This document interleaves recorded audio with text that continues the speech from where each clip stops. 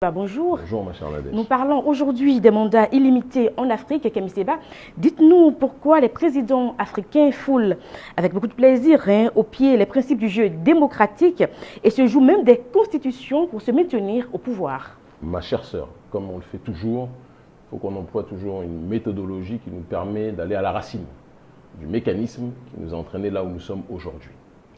On ne peut pas parler du mandat illimité sans venir à la période des prétendues indépendances. Je dis bien prétendues parce qu'il n'y a aucune indépendance. En tout cas, en Afrique francophone, c'est le cas de le dire, dite francophone. Et donc, par conséquent, on ne peut pas venir sur ce sujet sans parler de celui qui est considéré à tort ou à raison comme le héros français. Chacun ses héros. Je ne suis pas là pour remettre en question leurs héros. De Gaulle, qui était donc un militaire qui, à un moment donné, s'est réfugié en Angleterre pendant la guerre, a lancé un appel à ce qu'il a appelé la France libre et à ses colonies.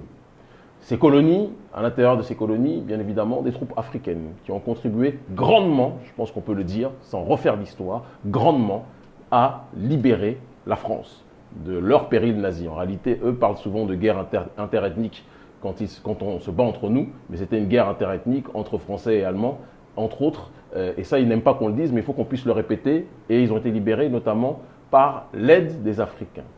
En remerciement, le cynique de Gaulle, le héros des uns et le bourreau des autres, même s'il n'est pas le seul responsable de cette situation, a, avec son staff, et notamment l'un de ses bras droits, Jacques Faucard, un autre criminel qu'il est nécessaire de citer, a conceptualisé un système qui permettrait que, même si on dit que les indépendances sont présentes et que la colonisation est terminée, mais en réalité, la colonisation continuerait sous une autre forme. Et ce système-là, c'est la France-Afrique, qui s'appuie sur quelle fondation? Ce que l'on appelle les accords de coopération.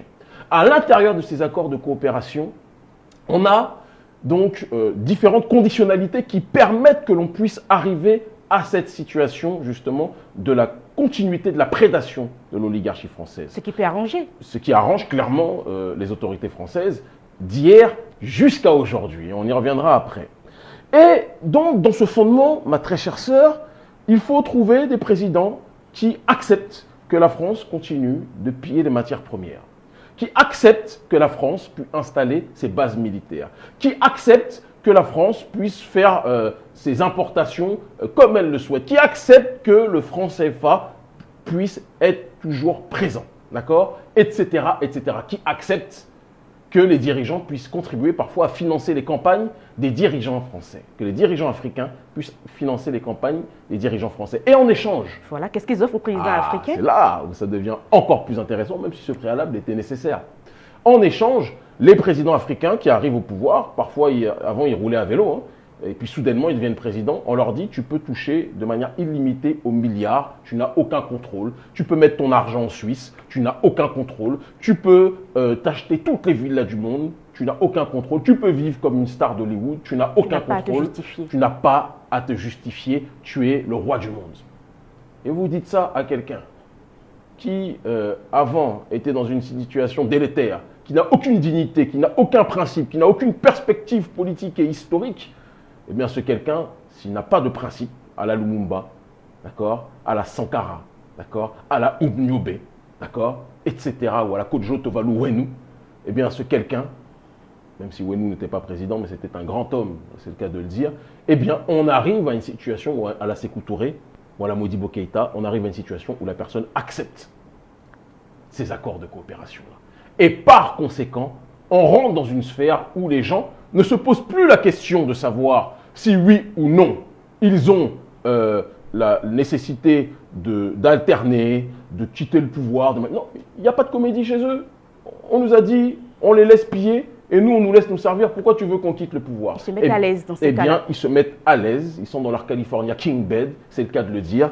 Et on se retrouve dans une situation avec des Sassou Nguesso qui sont au pouvoir depuis 36 ans, avec des Paul Biya, qui est le roi du monde sur le terrain. Alors, ce n'est pas le roi du monde version René Guénon avec Melchizedek, mais qui est le roi du monde dans ce mandat illimité. Quand je suis né, il était au pouvoir, et peut-être que quand je mourrai, j'espère que je mourrai le plus tard possible, même si avec les menaces de mort qu'on a régulièrement, on peut toujours se questionner, mais peut-être que quand je mourrai, il sera encore là, puisqu'il est au pouvoir depuis 37 ans, le charmant Paul Biya. On l'appelle l'immortel.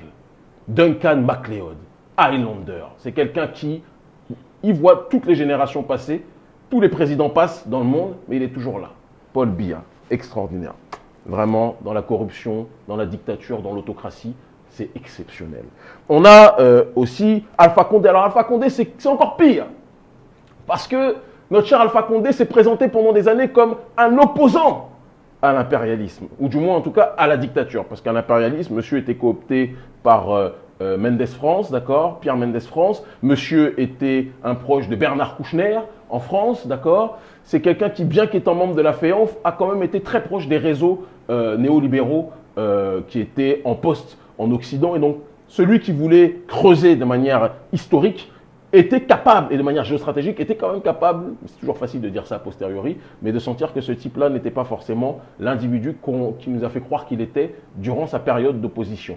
Il se trouve que, tout de même, il a fait 20 mois de prison, d'accord. Et 20 mois de prison, moi qui ai fait de la prison à plusieurs reprises, je peux vous dire que ce n'est pas un jeu, il faut aussi qu'on soit capable de le reconnaître. Donc, même si je peux mépriser politiquement quelqu'un, il faut que je puisse reconnaître quand il a payé le prix de ses sacrifices. Mais le problème, c'est que lorsque vous payez le prix de vos sacrifices, ça vous donne une légitimité sur un temps. Mais quand vous arrivez maintenant à une autre sphère, vous devez être capable de confirmer les sacrifices qui ont été effectués par vous, et dans la sphère présidentielle, a fortiori. Alpha Condé est au pouvoir depuis 10 ans et veut briguer un troisième mandat. Et il veut briguer un troisième mandat, si vous le permettez. Alors, je n'ai pas parlé de Faure Gnassingbé qui a cru que c'était sa maison. Déjà, son père régnait. Je crois que si on cumule le mandat de son père, le meurtrier, Yadema, d'accord. J'ai croisé un de ses fils qui était très gentil dans l'avion, mais je peux croiser un de ses fils qui sont très gentils, ça ne m'empêche pas de dire que son père était un meurtrier. En tout cas, son père, monsieur Yadema, d'accord, était un meurtrier congénital, réel, on le sait, un boucher au Togo, et son fils, Faure Gnassingbé, n'est pas un ange, c'est le cas de le dire. Et si on cumule les deux mandats? Plus de 50 ans. Plus de 50 ans, Nadège. Plus de 50 ans au pouvoir, donc cette famille, on est dans Dynastie, là, c'est les séries américaines, on croit qu'on peut se servir. Allez mon fils, aujourd'hui c'est toi qui vas diriger, demain ça sera ma fille, tu vas gérer, etc. La démocratie, c'est un mot qu'on voit à la télé, tout sur Wikipédia, mais qui n'existe pas dans certains pays. Et on ne peut comprendre cette situation. Je vais revenir rapidement, si vous me permettez, aussi sur le troisième mandat, parce que c'est quelque chose qui est... Cette maladie-là est une sous-catégorie du mandat illimité, est venue récemment. On est aujourd'hui dans un monde où la démocratie s'est tellement institutionnalisée dans le monde que même les pires autocrates ne peuvent plus faire semblant. Auparavant, on venait coup d'état militaire, on ne discutait pas, on n'était pas dans le cinéma, on prend, c'est nous qui avons le pouvoir. Comme dirait Paul Biya, qui lorsqu'il est arrivé, d'ailleurs lui il était un porteur d'espoir face à Ahidjo. On a vu que le porteur d'espoir est devenu le porteur de cauchemar par la suite. Mais il disait que ne tient pas au pouvoir qui veut, mais qui peut. Donc ce qui sous-entend que ce n'est pas qui peut en fonction du peuple, mais qui peut en fonction des moyens que vous mettez pour vous maintenir au pouvoir. Eh bien, certains se disent qu'ils veulent faire les potentats, mais il faut qu'ils puissent se jouer du jeu démocratique. Et donc auparavant, c'était un coup d'État militaire, maintenant on est dans ce qu'on appelle le coup d'État constitutionnel. Un vrai théâtre finalement. Un vrai théâtre. Alors il y a le théâtre comique, il y a le théâtre dramatique. Je pense que c'est une synthèse des deux. Et je pourrais rajouter une troisième catégorie qui est le théâtre mortifère aussi. D'accord? Parce que quand on voit le nombre de morts dans nos pays, on peut se demander si nos présidents sont là pour protéger le peuple ou pour protéger leurs intérêts au détriment du peuple. Et donc, au début des années 2000, les présidents rentrent dans une démarche de se dire qu'il faut qu'ils puissent tripatouiller la Constitution pour justifier un nouveau mandat, un troisième mandat, d'accord. Et la scène de théâtre est toujours la même. Vous l'avez vu en Côte d'Ivoire, j'ai tellement ri quand j'ai vu ça. Vous le voyez en Guinée, j'ai ri aussi puissamment en voyant ça. Ils convoquent tous leurs militants à qui ils ont donné 1000 francs CFA ou 2000 en fonction, chacun son prix. Hein. Les moutons marchent ensemble mais n'ont pas le même prix. Et sont dans une dynamique de crier « Nous voulons que tu sois président, nous voulons que tu sois président ». Un théâtre qui était, lui, suscité, soi-disant, ou donner la sensation qu'une partie du peuple, qui sont en réalité des gens cooptés, payés, salariés, une partie du peuple réclame que le président se représente. Et lui dit, comme Alpha Condé, bon, je vous ai entendu. Alors que lui-même, c'est lui qui a écrit le script pour que les gens disent on te veut au pouvoir. Pareil pour Ouattara. Alors j'ai eu, et ça m'a fait beaucoup sourire, je suis obligé de le dire quand même, ma très chère Nadège, beaucoup de menaces de mort après avoir parlé de la Ouattari, de ce régime despotique. Et ça me fait mal. Je pense beaucoup notamment à un frère que j'aime profondément, Mamadou Koulibaly, un génie, un grand homme politique, d'accord, très institutionnalisé, peut-être un peu bureaucrate, mais un homme que je respecte infiniment, qui vient du Nord. Et je me souviens que la dernière fois que j'avais parlé avec lui, on souffrait de voir la manière dont le pays avait été manipulé, etc., sur fond tribal, sur fond régional, etc. Et ce qui est génial, c'est que Ouattara a réussi à, je fais cette petite digression, mais c'est très important, à faire croire que quand il se présente, c'est les gens du Nord qui doivent se sentir concernés. Alors qu'en réalité, Ouattara roule pour les intérêts de l'oligarchie financière et les dignes gens du Nord ne devraient pas se laisser avoir par ce piège. Bref, j'ai eu beaucoup de menaces de mort parce que j'ai dit que c'était une comédie, qu'on savait que c'était une comédie. Et qu'est-ce qui s'est passé? Le camp de Ouattara a dit « Nous avons besoin que tu te présentes aux élections. Nous voulons que vous vous présentiez aux élections. » Pareil en Guinée-Conakry, nous voulons que vous vous présentiez aux élections. Le président dit « Bon, je vais réfléchir. » Bon, le meilleur dans ce jeu-là, parce que Ouattara n'a pas été très crédible, mais c'était Alpha Condé. Alpha Condé, c'est vraiment, ça a été, le jeu était extraordinaire. Je vous donne ma réponse d'ici quelques temps, alors qu'on sait très bien que c'est cousu de fil noir, pas blanc, d'accord, et que son projet est évidemment qu'il puisse se représenter en marchant sur les aspirations du peuple. Kémy Séba, nous allons passer à la deuxième partie de l'émission Afro-Pertinent.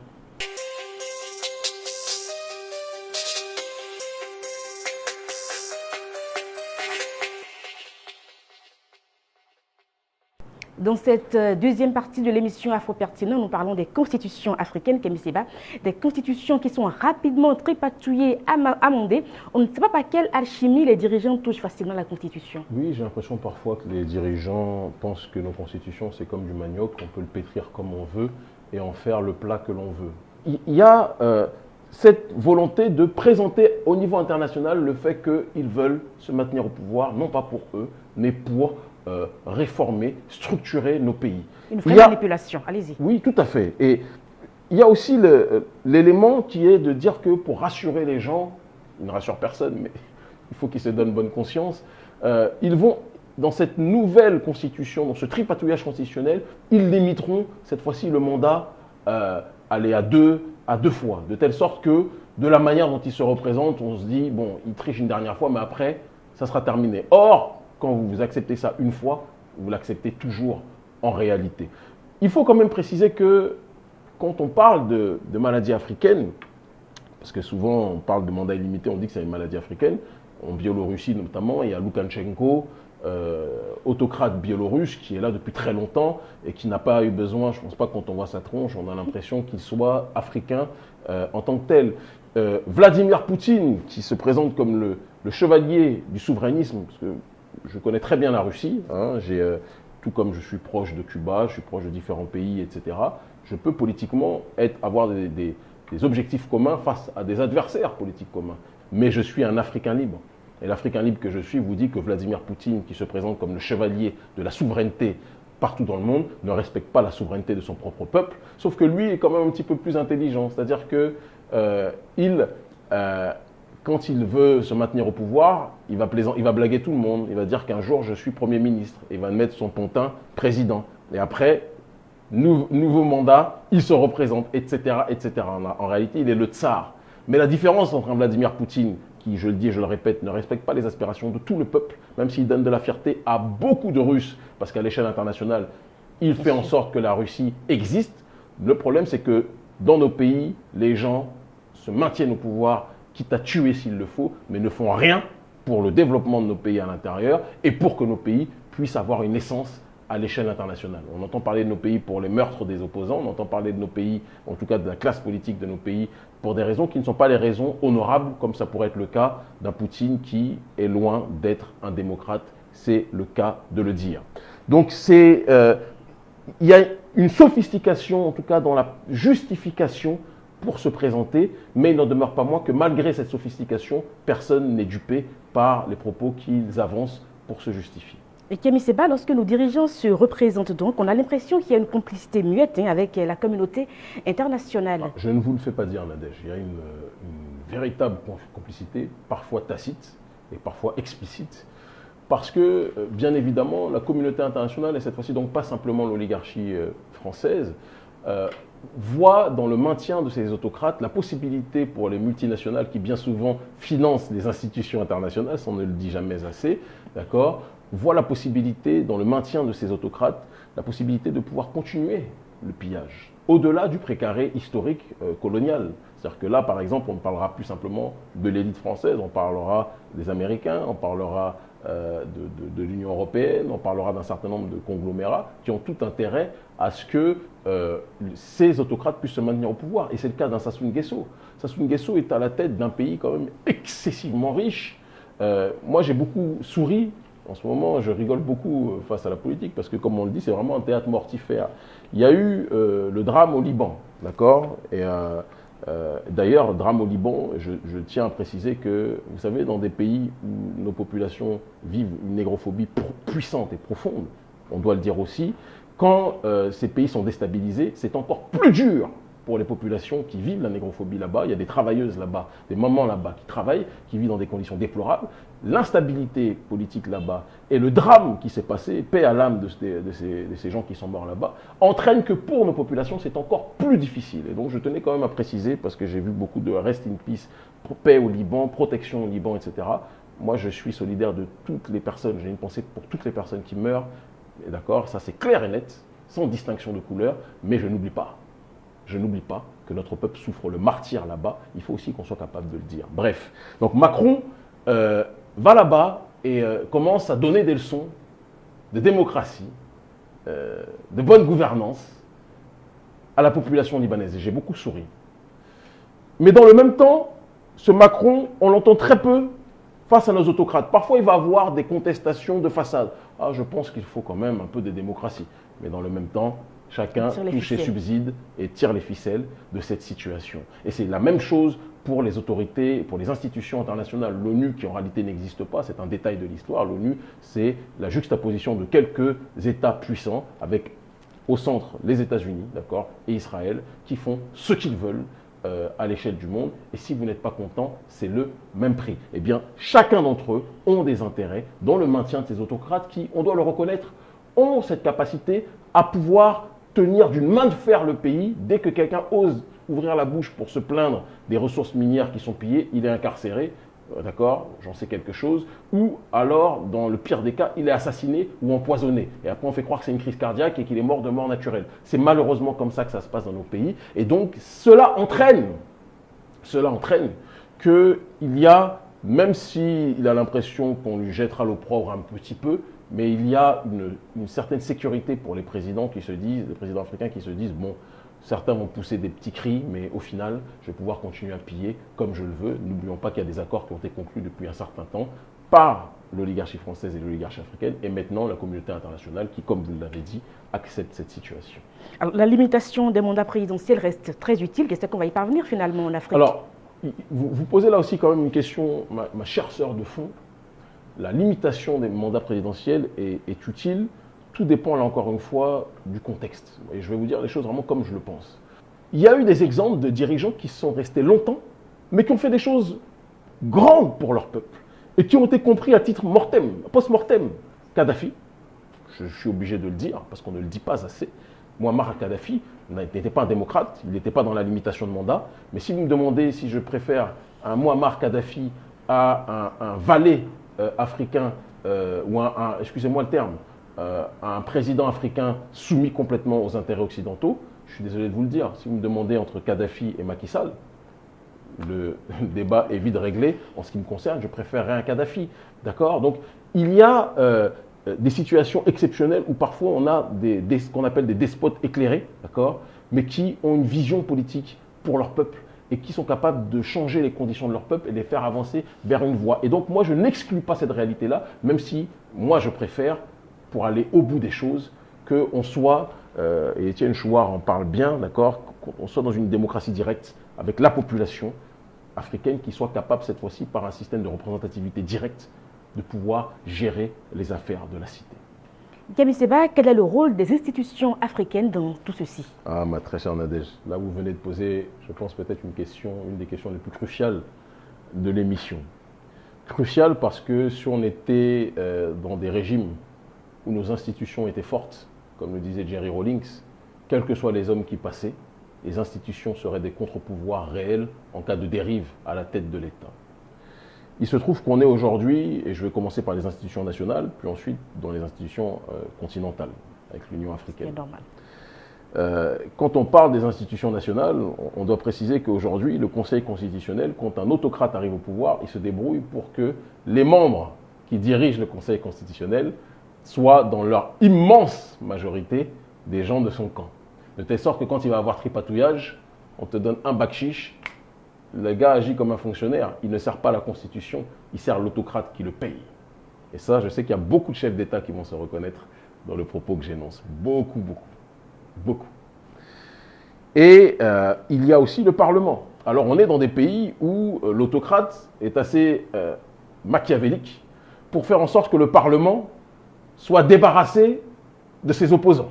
Donc il triche dans les élections législatives pour que, au niveau du Parlement, les députés dans leur immense majorité, ceux qui font la loi, soient des gens qui soient de son camp. Machiavélisme, puissance 10 000, version Yopougon. On est dans une démarche aussi où le pouvoir religieux ou le pouvoir traditionnel, il faut qu'on puisse le dire avec clarté, et rentrer à un niveau de corruption, je dis et je répète, de corruption qui dépasse l'entendement. Je ne vais pas citer le nom du chef traditionnel, l'un des chefs traditionnels les plus puissants que j'ai vu en Afrique francophone, d'accord, qui avait déjà posé des problèmes à un grand révolutionnaire africain à la tête de nos États, à la tête de l'un de nos États, et qui, je ne vais pas citer son nom parce qu'il y a beaucoup de ses disciples qui sont des gens sincères et je ne veux pas qu'ils perdent l'espoir vis-à-vis de ce chef traditionnel. Mais ce chef traditionnel-là, lorsque je suis venu dans son pays la première fois, il m'a reçu, et après, il a reçu des pressions et du pouvoir en place, et des autorités françaises. Et il a reculé en disant que entre le soutien financier des autorités françaises et du pouvoir en place et la souveraineté africaine, il a fait son choix. Mon exemple n'est pas forcément une norme. Mais ce que je veux vous dire, c'est qu'aujourd'hui, les chefs traditionnels préfèrent servir leurs propres intérêts. Et si leurs propres intérêts vont dans le sens de soutenir l'autocrate, ils le soutiennent. Et ça, c'est quand même quelque chose qui pose un problème, excusez-moi de vous le dire, fondamental. On a, au-delà de ça, aussi une opposition, parce qu'on ne peut pas parler de contre-pouvoir sans parler de l'opposition qui devrait être le premier contre-pouvoir. On a souvent une opposition qui est plus caricaturale, parfois même que le parti au pouvoir, il faut qu'on puisse le dire. Je pense qu'on est dans les missions politiques africaines où le plus de choses peuvent être dites aujourd'hui, et c'est peut-être pour ça qu'on est autant suivi. Il y a parfois des gens de l'opposition qui sont en réalité des gens du camp de l'autocrate, qui sont payés pour faire croire qu'ils sont de l'opposition et pour servir en réalité les intérêts du dictateur en place. Je n'ai pas besoin d'être dans l'ad hominem, on peut trouver pléthore de noms qui vont dans ce sens. Il y a maintenant, pire encore, des gens qui sont véritablement des opposants au système, mais qui ne trouvent rien de mieux à faire pour être contre le dictateur que de demander le soutien de la puissance coloniale. Donc on est entre des opposants coloniaux, et un pouvoir dictatorial colonial.